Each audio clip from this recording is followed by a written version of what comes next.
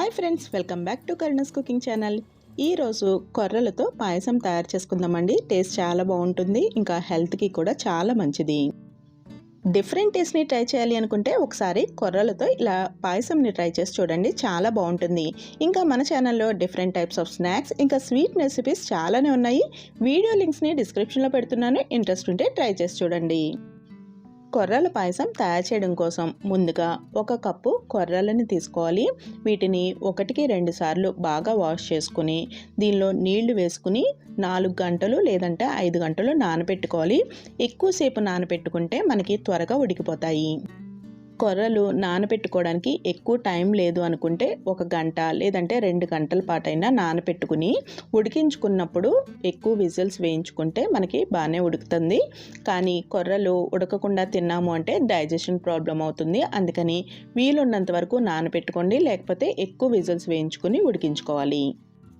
కొర్రల్ని నేను ఇక్కడ ఒక నైట్ అంతా కూడా నానబెట్టేశానండి. మనకి మార్నింగ్కి తయారు చేసుకోవాలి అనుకుంటే నైట్ నానబెట్టుకోవచ్చు. ఇప్పుడు నానిన ఈ కొర్రల్లో వాటర్ తీసేసుకుని పక్కన ఉంచుకోవాలి. స్టవ్ని లో ఫ్లేమ్లో పెట్టుకుని కుక్కర్లో 1/2 కప్పు వరకు పెసరపప్పు వేసుకుని వేయించుకోవాలి. పెసరపప్పు వేగుతున్నప్పుడు కమ్మటి వాసన వస్తుంది. తర్వాత కొంచెం కలర్ చేంజ్ అవుతున్నప్పుడు స్టవ్ ఆఫ్ చేసేసుకోవాలి. కుక్కర్ బాగా మందంగా ఉంటుంది కాబట్టి పెసరపప్పు వేగి కలర్ చేంజ్ అయినప్పుడు వెంటనే వేరే ప్లేట్లోకి ట్రాన్స్ఫర్ చేసేసుకోవాలి. పెసరపప్పు వేగిపోయిందండి, ఇప్పుడు ప్లేట్లోకి ట్రాన్స్ఫర్ చేసేసుకుందాము. ఇప్పుడు పెసరపప్పుని 1-2 సార్లు శుభ్రంగా కడిగేసుకోవాలి. కడిగిన పెసరపప్పుని ఈ కుక్కర్లో వేసేసుకోవాలి. ఇంకా నానబెట్టుకుంచుకున్న కొర్రలు కూడా ఉన్నాయి కదా, వాటిని కూడా వేసేసుకోవాలి. ఒకసారి గరిటతో కలుపుకుని దీనిలోకి 2 కప్పులు నీళ్లు, 2.5 కప్పులు పాలు వేసుకుని ఉడికించుకోవాలి. పాలు ఇంకా నీళ్లు కలిపి 4.5 కప్పులు అయ్యేలాగా చూసుకోవాలి. ఒకవేళ పాలు ఎక్కువగా వేసుకుంటాము, నీళ్లు కొంచెం తగ్గించుకుంటాము అనుకుంటే అలా కూడా వేసుకోవచ్చు. పాలు చిక్కగా ఉంటే టేస్ట్ బాగుంటుందండి. మొత్తం పాలు వేసి కాకుండా ఇలా కొన్ని నీళ్లు కలపడం వల్ల మనకి ఈ కొర్రలు చక్కగా ఉడికిపోతాయి. ఇప్పుడు స్టవ్ని మీడియం ఫ్లేమ్లో పెట్టుకుని కుక్కర్కి 5-6 విజిల్స్ వచ్చేంత వరకు ఉడికించుకోవాలి. కొర్రలు ఉడికేలోపు బెల్లం కూడా రెడీ చేసేసుకుందాము. ఒక గిన్నెలోకి 2 కప్పులు బెల్లం తురుము, ఇంకా 1.5 కప్పు నీళ్లు వేసుకోవాలి.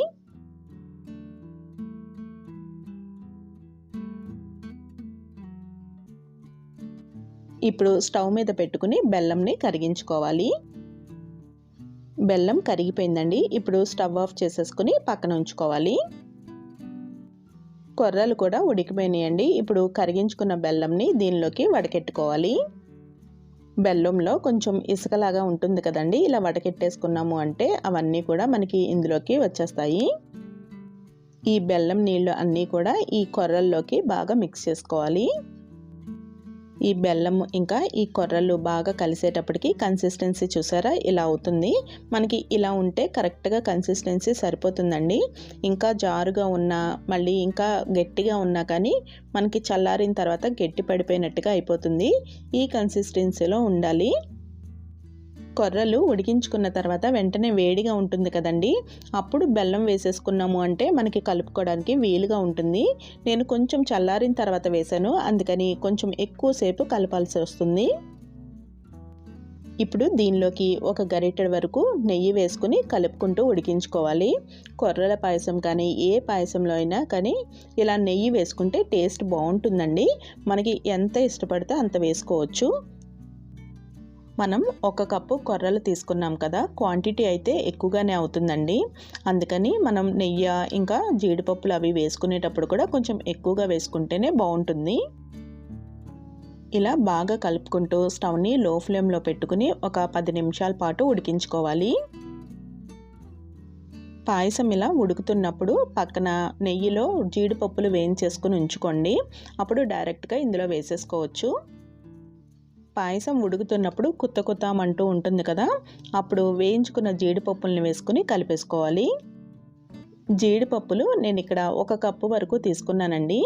జీడిపప్పులు ఇంకా నెయ్యి అనేది మన టేస్ట్కి తగ్గట్టుగా అడ్జస్ట్ చేసుకోవచ్చు. మనం దీనిలోకి 1 కప్పు కొర్రలు, అరకప్పు పెసరపప్పు తీసుకున్నాము. ఉడికించుకోవడం కోసం 2 కప్పులు నీళ్లు, 2.5 కప్పులు పాలు తీసుకున్నాము. కన్సిస్టెన్సీ అయితే ఇలా ఉంటే చాలా బాగుంటుంది. జీడిపప్పు వేసిన తర్వాత 2-3 నిమిషాలు ఉడికించుకుని స్టవ్ ఆఫ్ చేసేసుకోవాలి. కొర్రల పాయసం రెడీ అయిపోయిందండి. మరి ఈ రెసిపీ మీకు నచ్చింది అనుకుంటున్నాను.